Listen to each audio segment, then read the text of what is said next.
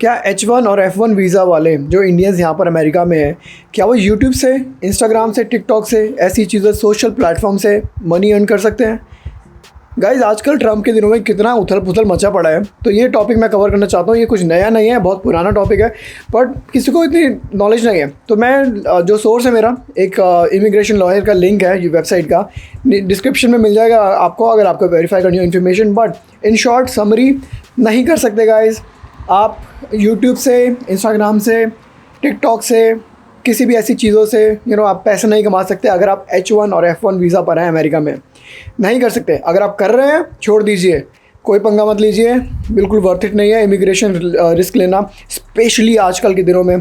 Trump के आने से कुछ नहीं पता कितना पुराना आपको आपका ऑफेंस निकला है, क्या पता आपको डिपोर्ट करने के लिए बोल दिया जाए, कुछ नहीं पता। It's not worth it.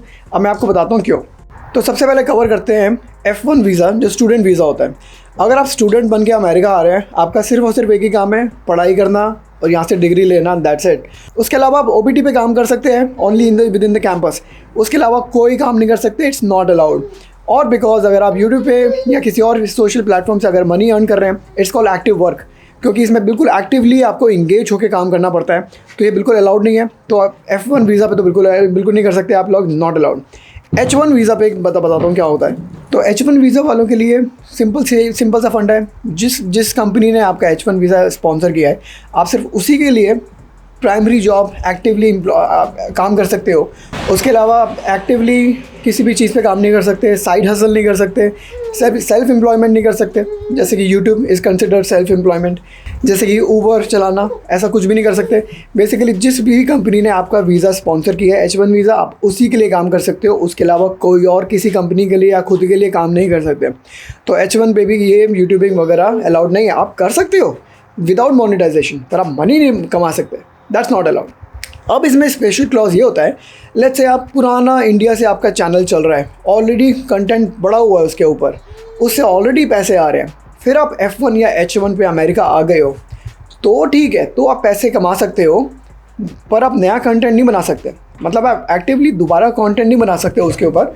जो पुराना पड़ा हुआ है उससे अगर आ रहा है तो आने दो, दैट्स फाइन, पर आप फिर से नया कंटेंट बना के मोनेटाइज, फिर से नए पैसे कमाना, वो अलाउड नहीं है। तो ये थोड़ा सा ग्रे एरिया है। बट वो सिर्फ उसी केस में अगर आपका पहले से कोई पड़ा हो, पहले से कोई चैनल बना पड़ा है, उस पर कंटेंट ऑलरेडी अपलोडेड है और उसी से पुराने व्यू से पैसे आ रहे हो, नया नहीं बना रहा हो, तो बात अलग है।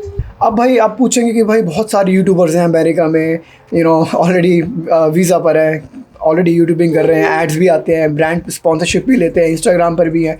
मुझे नहीं पता गाइस वो सब कैसे कर रहे हैं। मैं तो बस ये बोलूँगा, अगर कर रहे हैं इट्स नॉट अलाउड। कभी ना कभी किसी दिन इनको निकाला जा सकता है।